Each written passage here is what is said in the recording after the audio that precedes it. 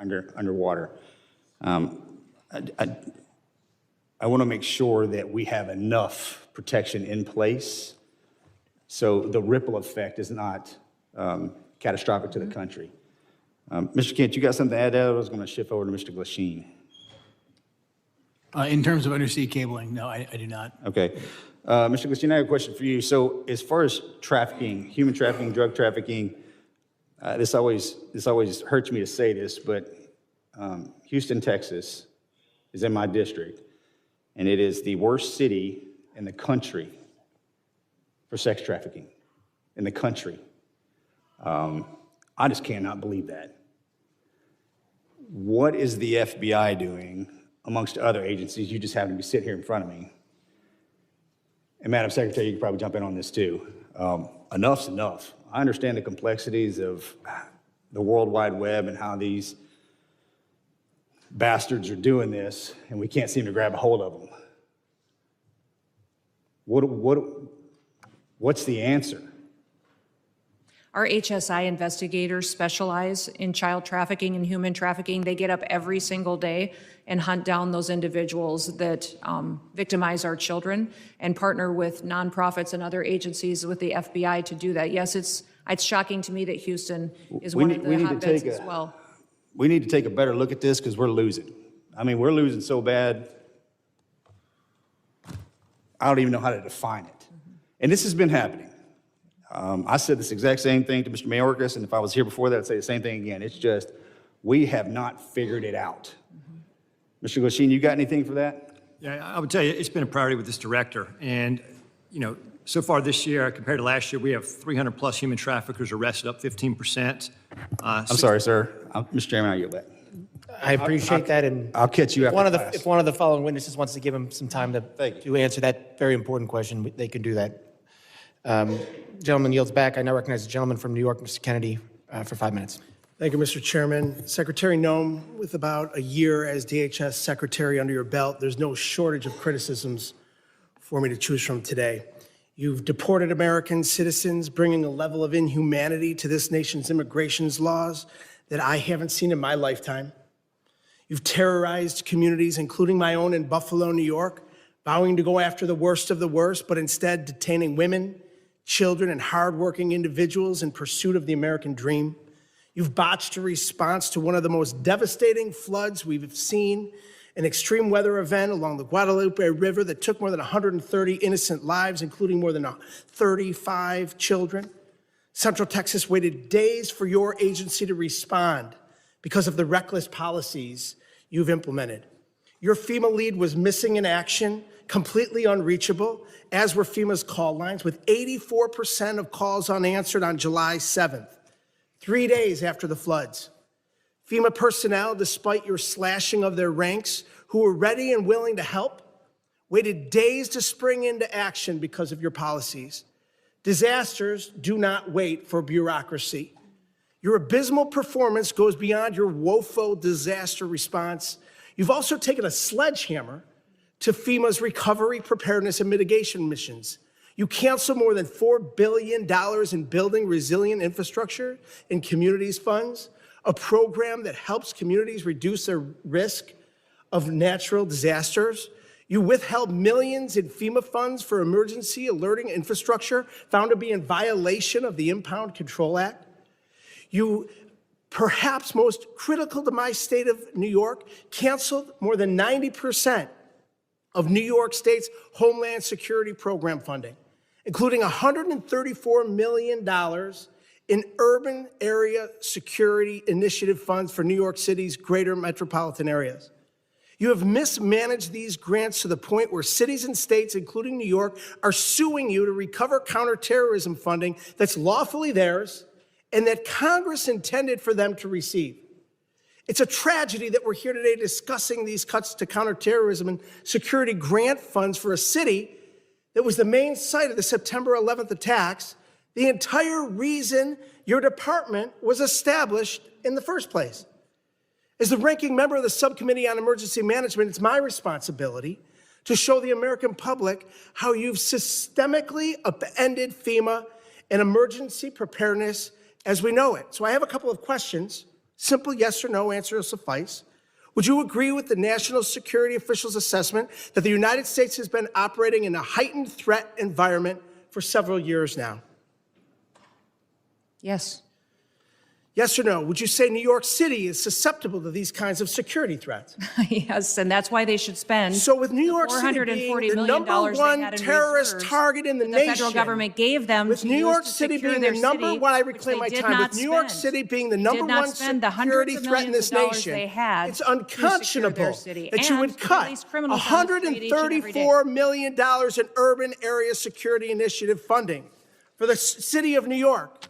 What compelled you to knowingly make our cities less safe with these funding cuts? What compels you, your mayor, and your governor to release thousands of criminals on the streets rather than to turn them over to ICE? You'd rather release Secretary Noem, a murderer out onto Secretary your Noem, street, you cut a rapist on your $134 street, million and honor our detainers. in You should funds honor our detainers to support the against violent security criminals of to get New them out York of New York City City. and the state of New York, the number one threat in this nation. In your own words, your cuts are blatantly political, callous, and outright dangerous. It's clear you have no interest in countering real threats in the homeland.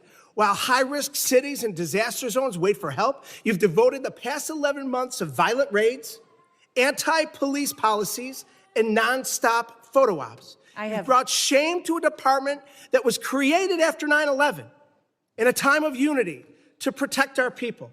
Your failure to lead is a direct threat to the homeland security in our nation, and you should resign immediately. I yield back. Gentleman yields back. I now recognize the gentleman from Alabama, Mr. Strong, for 5 minutes of questions. Thank you, Mr. Chairman, ranking member, and members of this committee. I thank you, too, to our witnesses for being here today, for your work to protect the homeland in an increasingly complex threat environment. My question today focuses specifically on the evolving drone threat. Mr. Glasheen, the FBI's National Counter UAS Training Center at Redstone Arsenal is now the central hub for preparing federal, state, and local partners for drone threats at major events. What makes Redstone Arsenal such an effective location for this mission, and how does that setting support the scale of training required for World Cup, America 250, and the 2028 Olympics? Thank you for your question, Congressman. What makes Redstone a great partner for us is, one, the support that we have from Congress. Number two, the space we have there. The FBI has been in Huntsville for a long time. Huntsville also houses our Special Agent Bomb Technician Program, where we train bomb technicians, EOD professionals across the United States, and we model in the Counter UAS School off of that. So that proof of concept has been in place, and we're mirroring that process to train the counter U.S. operators. Thank you. I was there for the inaugural graduation. I'm telling you, it was most impressive. I can assure you there's no other location in the country that offers the same mix of controlled airspace, testing ranges, partnered agencies, and mission infrastructure that the FBI has at Redstone Arsenal. Counter UAS has the ability in Huntsville to jam, block, drop, intercept, and do forensics. As demand for this specialized training grows, what investment should Congress prioritize to ensure long-term stability for this mission at Redstone? I'd say yesterday, or the legislation in front of, I think, the Senate right now for the NDA, for the authorities, that'd be the first step to give us the ability to lawfully use the counter U.S. authorities. I think additionally, is just like the computer technology, it evolves with the months. And so the counter U.S. technology is going to change, so have the appropriate funding and support to stay up with that technology so we can mitigate the threats that our nation faces. Thank you. Those graduates were from all over the country, and it was most impressive. Secretary Noem, this committee has failed to thank you for your faithful service to America. The southern border is closed. Human smugglers, drug traffickers, and illegal aliens that invaded this country from more than 160 different countries are being returned to the country of their origin. Fentanyl poisonings are down more than 35%. Secretary Noem, thank you for your efforts to keep these drugs out of our country in an effort to save a generation of Americans. It's not a Republican issue. It's not a Democratic issue. It's an American issue. And I thank you.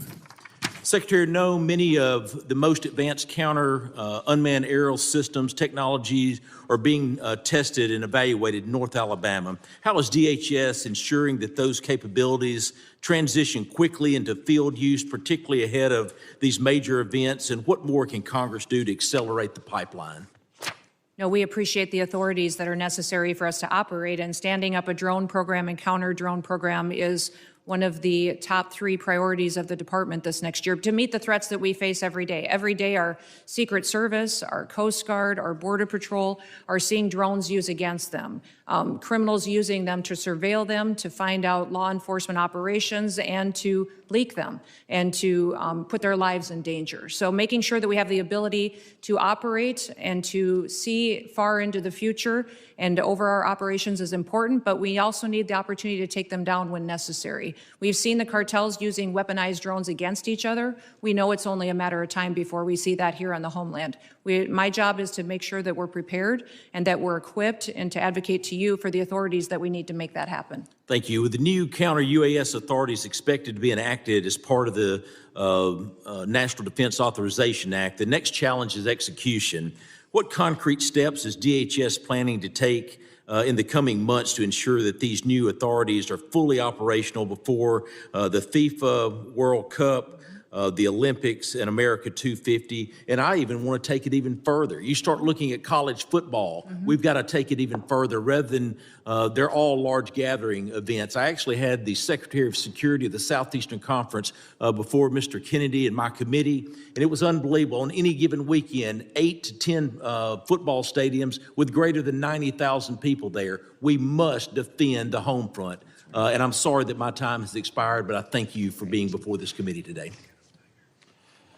Gentleman yields. I now recognize the gentlelady from New Jersey, Ms. McIver, for 5 minutes of questions. Thank you, Mr. Chairman and Ranking Member, for holding this hearing today. The greatest threat to the homeland right now is a Department of Homeland Security that the American people no longer trust, a department actively undermined by its own secretary. This is on you, Secretary Noem. Today's hearing is supposed to be about worldwide threats, but Madam Secretary, under your watch, the threat is coming from inside the building. Because when DHS, the department charged with keeping Americans safe, is caught breaking the law, lying to the American public, systematically dismantling oversight, fueling bigotry, and targeting vulnerable communities, trust is broken. Let's start with the basics. How can we trust your department with you at the helm? The American people deserve an answer, even if you've spent the past year dodging accountability like it's your full-time job. We need to talk about oversight. Oversight is not optional. It is not a courtesy because you feel like it. It is not something you entertain only when it's politically convenient to you. Yet, time and time again, Secretary Noem, you have treated congressional oversight as an inconvenience at best, and at worst, something to be invaded, ignored, or denied altogether. Republicans on this committee may be willing to hand over their constitutional duty in order to kiss this administration's butt cheeks, but I am not. I will never. My district is not, and the American people sure aren't. While Republicans turned this hearing into a praise fest for your failed 10-year communities across America, including mine in New Jersey, are made less safe because DHS under your leadership has become unproductive and malicious. All of the thank you that we keep hearing from across the aisle, there's no thank you from me. And we see the truth that you're trying to hide. The truth is you are deeply unqualified for the post you hold. This is on full display in the way you treat the people in this body, myself included, who have been elected to serve our communities and keep them safe. Representative Grajava, Senator Padilla, myself and others whose character, integrity, and bodies were attacked by your department without evidence and without apology. Far beyond being disrespectful, you have shown a complete disregard for the oversight authority granted to us by law. You have repeatedly shown that you will target whoever you want, whenever you want, without accountability. Members of Congress, members of our communities, and even American citizens, as many of my colleagues have continued to point out today. Secretary Noem, that's not leadership. That's not democracy. And that is not how this works. Again, this is not just about you. Don't want you to think this is just a pick on you day. This is about the Trump administration that has turned DHS into a political weapon. So I'll ask you this. Is Trump embarrassed by your tenure, or is this exactly the kind of god-awful leadership he wants at DHS? Yes or no? Ma'am, we've already conducted more oversight visits. No, it's a yes or no. Yes or no. Okay, Secretary Noem, this is my time to talk, not your time to talk. I reclaim my time. I reclaim my time. I reclaim my time. Chair, I reclaim my time. Secretary Noem, DHS is breaking the law, hiding information from Congress and shutting out oversight. So let me ask you, how can the American people trust your department with you at the helm with this kind of behavior? The American people absolutely trust this department to keep them safe. And we are showing that every day by the support we get across the country, the amount of people that we're recruiting to all of our different agencies. Thank you, Secretary Noem. Do you agree that using DHS resources to target members of Congress is an abuse of power? Excuse me, would you say that You again? would have heard me if you stopped talking and listened to my questions. Do you agree that using DHS resources to target members of Congress is an abuse of power? We are not doing that. We are out there enforcing the law, doing our work, and we are allowing oversight. Of course, we're not going to get any answers. With that, Mr. Chairman, I yield back. Gentlelady yields back. I now recognize the gentleman from Oklahoma, Mr. McKean, for 5 minutes of questions. It's no wonder that chaos has become the commonplace when rudeness is so on display. Look, it's both sides. We've created a lack of civility in this country, but we're perpetuating in this society what your administration is trying to correct, and that is returning back to the rule of law. What separates us from falling into chaos as a nation where poverty envelops us is when we return to order and a display of respect towards law enforcement, a display of respect to officials. This custom, and you've been a member of Congress, of where we talk over people and we don't give secretaries a chance to respond, the height of self-importance that too many people try to employ in this building, not remembering we're all here as public servants to serve the people. We lift our hearts up far beyond our fellow countrymen. I'll tell you who says thank you. It's those whose families that were the victim of assaults and rapes and murders under the auto pen period the last 4 years. They say thank you. Those who see the madness of lawlessness, a lack of respect to law enforcement, the heightened element of law enforcement sitting in their vehicles and being targeted, say thank you.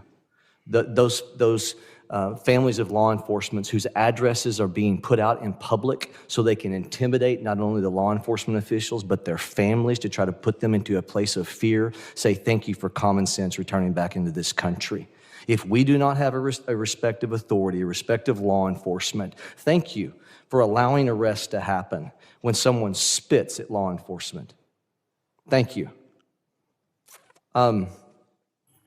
FEMA, you were assaulted a minute ago verbally over what you're doing with FEMA. I will tell you, as somebody that comes from a state that has more tornadoes, Oklahoma, than probably any other state, thank you for looking at how we can save money through efficiencies. Our state would love the opportunity of what this administration is talking about, of returning power and decision-making back to states. As I've said to you before, of a person who sat on a bulldozer watching the madness of trying to comply with EPA regs that have built their way into FEMA and people's homes destroyed, and as a state lawmaker pushing timber around on a dozer trying to comply and get taking the time off from time of exercise as a lawmaker trying to help people. And I saw the craziness of federal regulations. Thank you for looking and not taking your foot off the gas of trying to put more money back into national security from the waste that has happened through endless regs. All right, now I'm going to get to a question, Secretary. Could I say something about FEMA? Absolutely, you can. Thank you. The only grants that weren't funded, the individual ones that you were talking about, mitigation ahead, were ones that were weaponized to fund the Green New Deal and for climate change. And those were redirected to true mitigation efforts. FEMA today is deploying resources 2 times faster on average than in history. which means the dollars are going out twice as Thank fast you. than they ever have before. And the president, as soon as these disasters are happening, is deploying those resources to Republican and Democrat states. New Mexico, Texas, Alaska, they're all getting dollars immediately, and we're responding immediately to our people. I just said have to actually leave this hearing early because the FEMA Review Council is giving their report today on suggestions for changes to FEMA. and Thank I you for have not to- taking your foot off the I gas have on to that. co-chair it, but I will be leaving soon to have to go do that. But those suggestions are Republicans and Democrats coming forward with how FEMA should go forward in the future based on the president's vision for making sure that states get the chance to manage it and that local emergency managers get the chance to go and help their communities in a much more efficient way. Take those monies and let's move them to true national security through waste and inefficiencies. Where we've deployed money for snow movement. We have deployed money previously to move snow that melts. Okay, I want to just throw this open to you and Director Kent, whoever wants to take this. We have to find a balance between making sure the First Amendment is preserved at all costs, but also protecting law enforcement. The social media heightened of a hearing that the chairman held last week, great hearing. How do we preserve, what ideas can we continue with to where the online enticement threats causing people to want to embolden themselves to then go act upon those threats that we see on social media. They say the magic words. They know it's not going to get them because they don't do a direct threat, but it's an indirect threat. It's all trying to accomplish the same purpose. How do we preserve the First Amendment? This is a lawmaking exercise and why we hold these hearings, not for show. How do we come up with a way to preserve the First Amendment and stop the insanity of these indirect threats that are going after your law enforcement officials? I apologize. The gentleman's time has expired. I know the secretary has to leave, and I would now recognize a gentlelady from Texas, Ms. Johnson, for 5 minutes of questions. I'm just going to take the position that she was scared of my questions. Mr. Chairman, if we could stop the clock and Yep. Oh, yes, wait no, till after all absolutely. this. The clerk will suspend. If we could reset the time, Yes. that would be helpful. We'll reset the clock.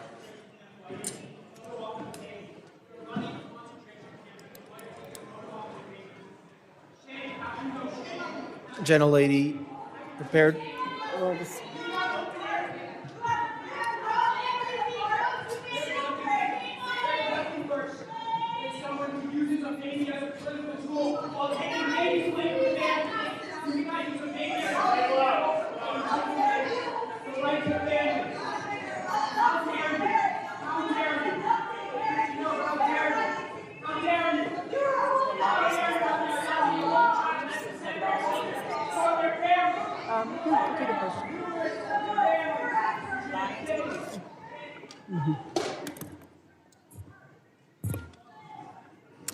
Okay.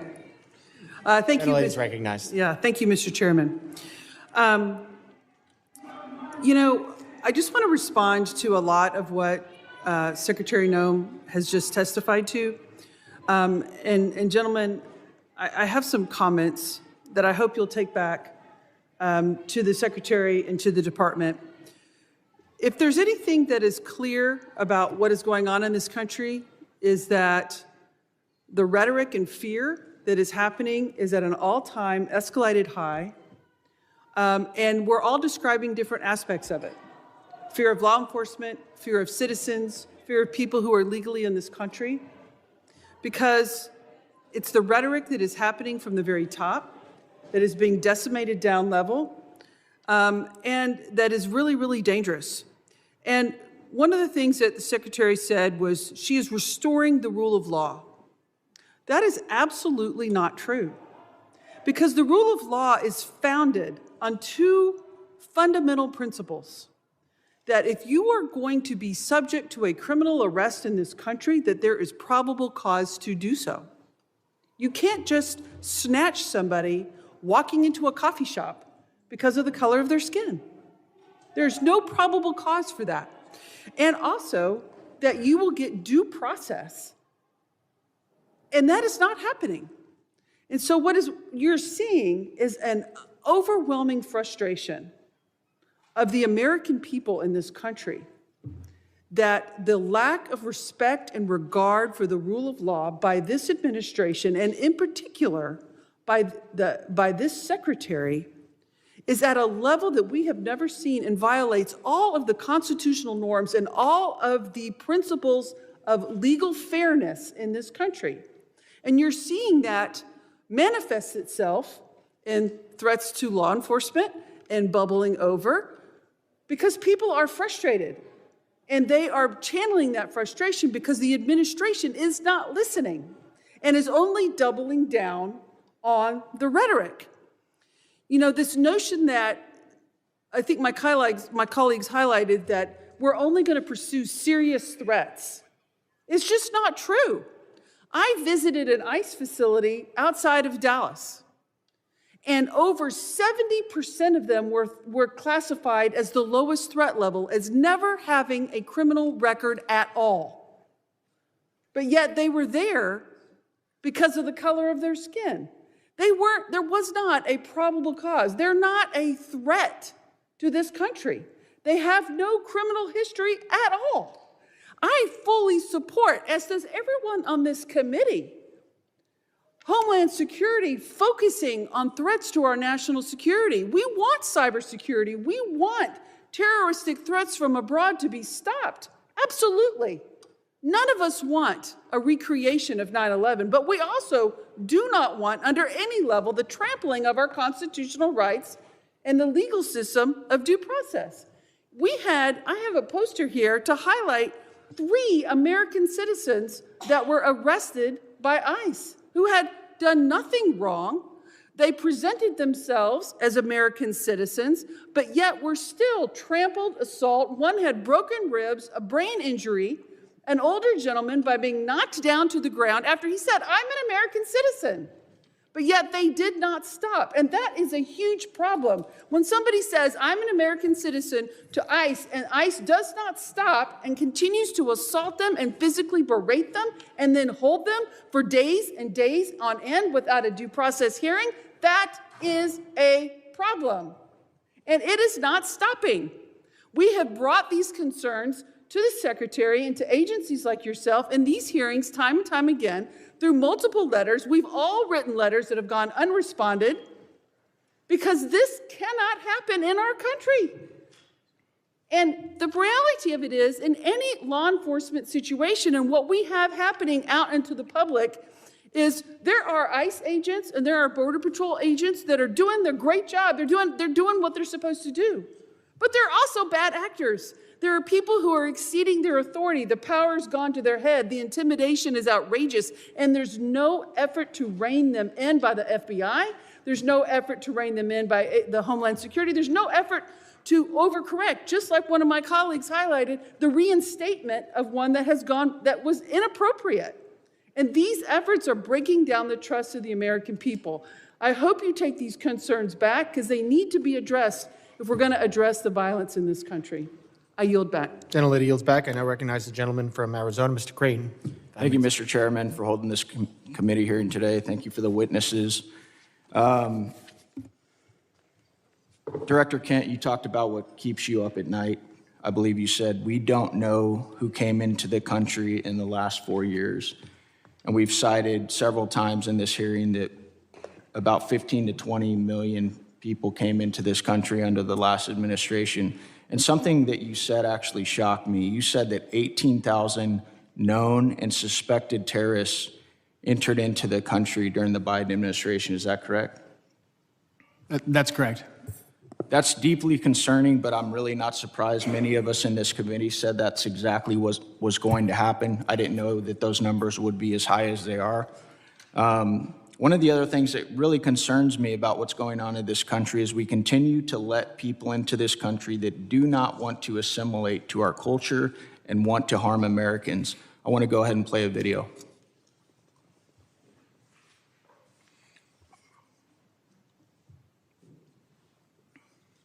Law should be above the U.S. Constitution. Yes. Yes. Should Sharia law be over the U.S. Constitution? Yes. U.S. Constitution, which is made by people, and the Sharia law is made by Allah. So that is all the way above. That has to be definitely in the land, not for the America, for the whole world would be above. So that should be above the U.S. Constitution. Yes. Do you feel more comfortable living under American law, or do you feel more comfortable living under Sharia law? Sharia law. I'm a Muslim. I prefer Sharia law. Sharia law, yes. You prefer Sharia law over American law? Of course, yeah. They always can come with the same accusations. This speaker supports death penalty for homosexuals. This speaker supports death penalty for this crime or that he is homophobic. These are general views that every Muslim actually has. Every Muslim believes in these things. If the law of the land is Islamic, we will respect the law of the land. What if it's not Islamic? If it's not Islamic, then the law of the land and those who make it can go to hell, quite honestly, because Allah says in the Quran, in chapter 33, verse 1, He said, "O Prophet, fear Allah and do not obey the disbelievers and the hypocrites." You know why they're worried about the border? Watch this clip here that Vinny just sent with Al-Qaeda. I call upon every Muslim and the infidel, criminal, and arrogant United States. Does not matter if they're Arab, American, or other descent. I'm saying to all of them, revenge, revenge. Do not consult anyone about killing infidel Americans. You should have a lot of determination, and a list of your targets should be effective. Director Kent, what do you think when you see a video like that? I think we didn't have control of our borders, and we don't know who's come into our country. However, we have had around 2.7 million individuals from Muslim countries and Muslim regions who came in under the Biden administration, who went through minimal to no vetting whatsoever, who probably share values like the folks that you saw on the screen. Director Kent, are you aware that when we invite people into this country and they become citizens, they swear an oath to defend and support the Constitution and the laws of the United States of America and against all enemies, foreign and domestic? Yes.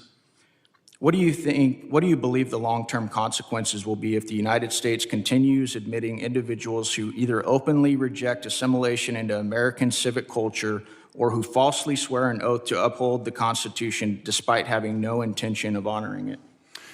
We simply won't have a country anymore as we know it. I think we can look to Europe and to the UK to see exactly where this leads. I agree 100%. Director Kent, are you aware of some of the differences between U.S. Constitution and common law interpretations of the Sharia law? I am broadly, yeah. What are the differences in your opinion, and I know you're not a doctorate on this subject, but between the First Amendment, which guarantees freedom of speech and the press, including the right to criticize religions, religious texts, and public figures without government punishment? Yeah, the freedom of speech, I think, is huge because you don't have that under Sharia law, and you also don't have the assumption of innocence under Sharia law as we do. Many interpretations of Sharia, blasphemy, criticism of the Quran or the Prophet Muhammad can be a serious offense, sometimes punishable by death. And there are many others that I don't have time to get to, but I wanted to bring that up today so that Americans understand the differences and why we need to be very careful about who we let into this country. I thank you guys for the work you do. I thank you for those underneath you working so hard to keep the American citizens and people safe. Thank you, Mr. Chairman. I yield back. Gentleman yields back, and I remind if you don't get to questions that you want to ask, you can submit them for the record. So we can do that at the end. I now recognize the gentleman from Puerto Rico, Mr. Hernandez, for 5 minutes of questions. I have some matters of interest regarding immigration and FEMA, but before that, Mr. Kent, does the Bible say anything about freedom of speech? Not a biblical scholar. I don't think it does, and I'm concerned about singling out Muslims and specific religions to talk about how their religious dogma conflicts with our laws and constitutions. I lament that Ms. Noem has had to leave early today, but I wanted to talk about the atrocities that the DHS's immigration enforcement and the pain it is causing in places like my home district of Puerto Rico. Just a few weeks ago, we witnessed ICE shove a pregnant woman. I cannot imagine, as an expecting father myself, the anxiety that family must have gone through when they took that person to the hospital and treated her for her injuries. Also, a few weeks ago, CBP detained Aracelis Terrero from the streets of Cabo Rojo.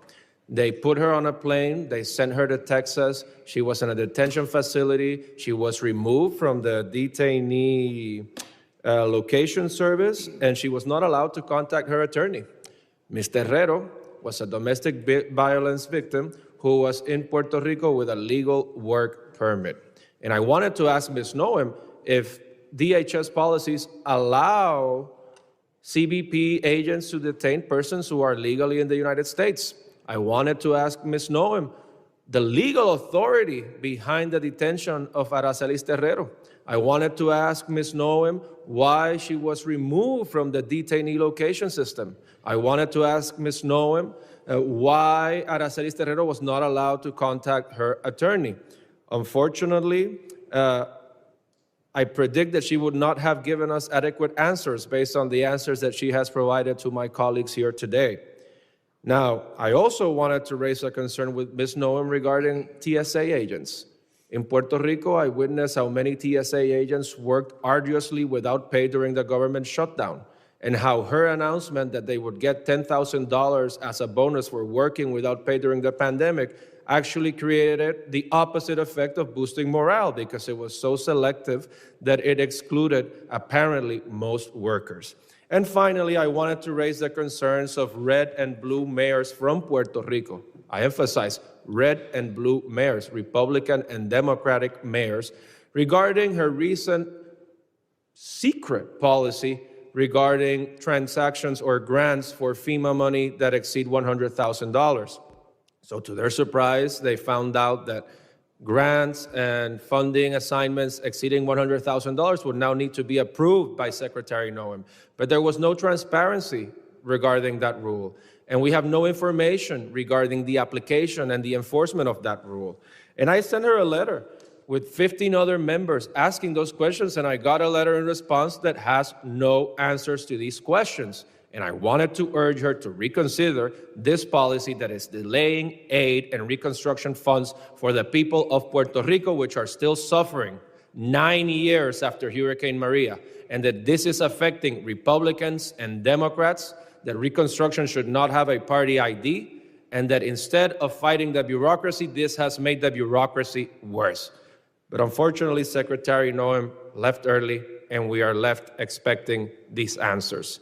Thank you, and with that, I yield back.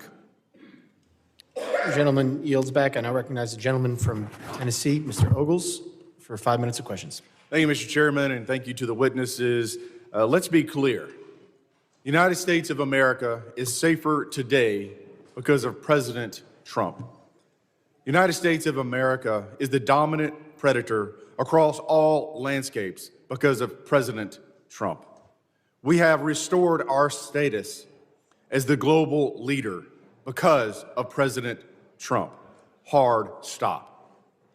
Now, when we look at the topic of the hearings, the objectives, there were 6 bullet points. I'm going to hit the highlights, examine the full scope of evolving threats facing the United States of America, particularly on readiness at the federal, local, and state level. Highlight the significant, number 2, the significant national security gains achieved by President Donald Trump. 3, review the Trump administration's efforts to reverse the damage caused by the Biden border crisis. 4, analyze the scale and scope of cyber threats, which is my area as the chairman of the cyber subcommittee. 5, discuss the evolving terrorism landscape, including FTOs, HVEs, and DVEs. And 6, evaluate emerging unconventional threats. Unfortunately, my colleagues must not have read the memo, because that's not what they've talked about. They want to talk about ICE and immigration. So let's talk about that. You know, in 1965, we passed the Hart-Celler Act. Since that time, we've seen chain migration on a scale that, quite frankly, I'm not sure even the progressive liberal authors of that bill could have possibly imagined. In that amount of time, we've seen 60 million migrants come into this country, most of which, 90%, from third world countries. There are roughly 300,000 Afghans in America, 200,000 of which came under Biden. Approximately 45% of Afghans are on U.S. food stamps. Afghans under the Biden administration have an unemployment rate double that of Americans. 68% of Afghans are on Medicaid. Let's go overseas. And so if that sounds like political rhetoric, let's look at the facts. Paris, 48% of crimes committed by foreigners, most of which were Muslim. Overall crime has surged since the Islamic migrant influx. That is from the French Interior Ministry. London, 40% of sex crimes are committed by foreigners, most of which are Muslims. That's the Metropolitan Police Department. Rome, 83% of 2024 street robberies by non-EU citizens, almost all of which were Muslim. Sexual assaults, 69% Muslim, Italian police reports. Minneapolis, here in the homeland. Violent crime in Cedar Riverside, a Somali hub, rose 56%. 2010 to 2018. Dearborn, Michigan, crime 105% above the national average. Hamtramck, outside of Detroit, 92% of assaults by Muslim immigrants. Drug arrests, 85% Muslim immigrants. Now let's go to Nashville, Tennessee, where a Somali man, a migrant who came in 2015, raped to death a woman on the steps of a church. I've had enough. I've said it once, and I'll say it again. Deport them all. This is our country. We get to decide who comes in, and we get to decide who has to leave. And I say, deport them all. 90% that have come into this country are from third world countries, most of which are sucking resources from American citizens, burdening our cities. They do not belong here. Mr. Kent, I'm chairman of the Cyber Subcommittee. Let's go into the scope and scale of the cyber threats posed by the CCP. I give you the floor, sir. CCP is probably one of the more aggressive actors in the cyberspace right now. NCTC is mostly focused on the terrorism realm and how terrorist actors are using the proliferation of encrypted devices and just the internet to spread propaganda. That's probably our biggest purview in terms of cyber. Mr. Glasheen? Chairman, I would say that the Chinese government, the CCP, is our greatest cyber threat. It is a full-time job. And the resources they throw at this is unbelievable. It's a major concern. You know, I want to thank the witnesses for being here, and I want to thank President Trump. You know, as I sit in the skiff and I'm reading the briefings from the CIA and the FBI on the daily attacks to our country and to our infrastructure, I appreciate the president, and I appreciate you gentlemen and your service to this country in keeping Americans safe. They have no idea what you do every single day. God bless you, and God bless America. Mr. Chairman, I yield back. Gentleman yields back. I now recognize the gentlelady from New Jersey, Ms. Poe, for 5 minutes of questions. Thank you, Mr. Chairman, and to our ranking member. Yes, indeed, we've spoken a great deal and learned many things here today, some of which are still going unanswered, many questions that all of us still have. And there are a vast number of threats that endanger our homeland. From increasingly sophisticated state-sponsored terrorist networks to evolving technologies, our law enforcement agencies are engaging criminals on multiple fronts and facing significant demands every single day. Next year, there will be an increasingly heightened threat environment in my district in northern New Jersey as we host the World Cup. Federal counterterrorism grant funding is absolutely critical in keeping our communities safe against the evolving threat environment. This is why I have been so deeply disturbed by the decision of Secretary Noem to freeze, delay, and cut billions of dollars in federal counterterrorism grant funds. In February, her department, DHS, froze billions of dollars in counterterrorism grants that had already been awarded to states and cities. This decision left state and local public safety organizations unable to access critical funding. DHS then ignored legal deadlines for releasing this year's installment of the $1.5 billion for these counterterrorism programs. And when DHS finally released this funding, she abruptly and illegally slashed funding to states with Democratic governors like New Jersey. States and localities have sued in federal court for funding owed by the federal government that was appropriated for them by Congress. In October, I sent a letter to Secretary Noem, and if she was here, I would be saying this directly to her, signed by all of my Democratic colleagues in New Jersey's delegation, demanding that she stop playing politics with federal counterterrorism funding and immediately restore New Jersey's allocation. Specifically, I'm referring to the 50% cut to New Jersey's allocation of the Homeland Security Grant Program, which includes the Urban Area Security Initiative and the State Homeland Security Program. This is the single largest preparation grant program in the Federal Emergency Management Agency. New Jersey has relied on these federal grants to respond and prepared against terrorist attack.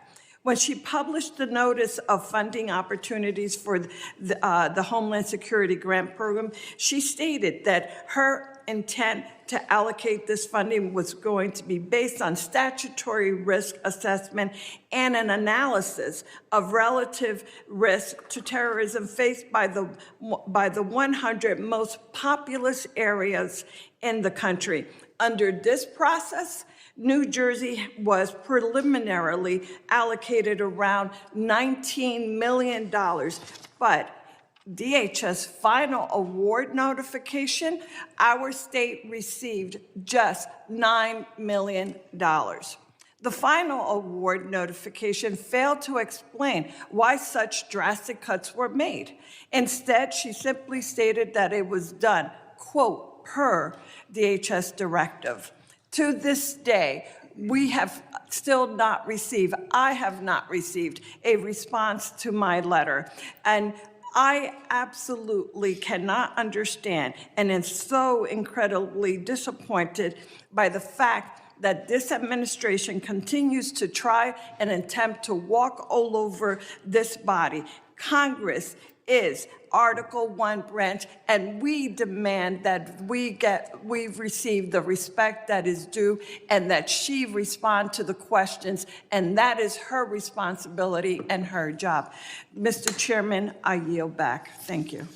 Gentlelady yields back. I now recognize the gentlelady from South Carolina, Ms. Biggs, for 5 minutes of questions. Thank you, Mr. Chairman, and thank you to the witnesses for being here today. I know you have a really difficult job. I want to take a moment just to highlight the fantastic work of the Homeland Security Advisory Council. I think when I say this, I speak on behalf of our entire South Carolina delegation when I say that I'm pleased to see South Carolina's own Governor Henry McMaster appointed to chair the HSAC. Since its inception in 2002, the Council's mission has been to offer the department real-time advice across the whole spectrum of security issues, and I think this is especially critical for a state like mine in South Carolina, where we face everything from severe weather events such as Hurricane Helene to major port security and cyber security concerns. But I'll move on, and I would like to direct this statement to Director Kent. China is and has been for quite some time the primary great power competitor to the U.S. I think some of my colleagues have already established that today. And I think we've identified the pacing challenge for our national security strategies. Chinese companies have made land acquisitions near sensitive military sites in the U.S., and Chinese researchers have engaged in espionage and intellectual property theft. Chinese national encounters at our northern and southern borders surged in fiscal year 24, and China remains the primary supplier of precursor chemicals contributing to American overdose deaths. So my question, Director, is to what extent do you see a nexus between China's destabilizing activities and the terror threat landscape in the United States? Thank you for that question, and that's a very important topic, especially in terms of fentanyl and the precursors the Chinese Communist Party provides. Working directly with the cartels, we have agents of the Chinese Communist Party, some directly affiliated and some indirectly affiliated, that are working with the cartels to continue to change essentially the recipe of the fentanyl, because as we designate these different precursors and they kind of fall off the market or become more regulated, these advanced chemists will then come into play, and they're the ones that provide the new ingredients, the new ways to manufacture fentanyl that kills American citizens. So this is something that we're looking at, in particular the relationship between these Chinese actors and the Mexican drug cartels. Well, thank you so much. And sir, if you have any additional information, I'd be happy to hear. Yes, ma'am. Thanks for the opportunity. I think to your question is, if our country's destabilized, it creates a lot of vulnerabilities for us. And whether it be the fentanyl is what you're talking about here, it could definitely affect our national security. Regarding the fentanyl, one thing Director Patel recently did is we've recognized the challenge that fentanyl faces the United States. And instead of continuing to address the symptom, look at the root of the problem. He recently went over to China, met with his counterparts in MSP, and they agreed to put 13 precursor chemicals on an export control list. And if we can prevent the chemicals and the precursors coming to the United States or into the, Mexico or anyone that puts together the fentanyl that comes into the United States, that can have a greater effect to reduce that threat to the United States. Well, thank you so much, and I appreciate you being here and hope you realize how important your work is. And I know the district, my 3rd district of South Carolina, is counting on you to continue that hard work. I yield back, sir. Gentle lady yields back. I now recognize the gentleman from Virginia, Ms. Walkinshaw, for 5 minutes of questions. Thank you, Mr. Chairman. I regret that Secretary Noem tapped out after 2 hours, but nonetheless, I want to focus on an issue that I think is really important: the misuse of taxpayer funds and the steering of DHS funds to politically connected firms tied to the Secretary's office, while hiding that activity from the American people. Secretary Noem has been criticized by members of her own party and by the Trump administration for being slow and ineffective when Americans actually need her help. Republican Senator Tom Tillis said she was, quote, slow off the mark in getting disaster aid out the door. A senior administration official recently told Politico that there was, quote, some fishy stuff going on with money at DHS. And the veto authority she handed to Corey Lewandowski over contracts and grants has delayed life-saving resources after disasters. So when it comes to helping disaster victims, she's been slow and ineffective. But when it came to spending money on her own image and then funneling that money to her friends and her political allies, she moved with remarkable speed. According to reporting by ProPublica, DHS obligated $220 million for an advertising campaign featuring her in staged, phony border imagery and featuring pictures of President Trump's private properties. That money, that taxpayer money, was routed through a newly created and secretive Delaware shell company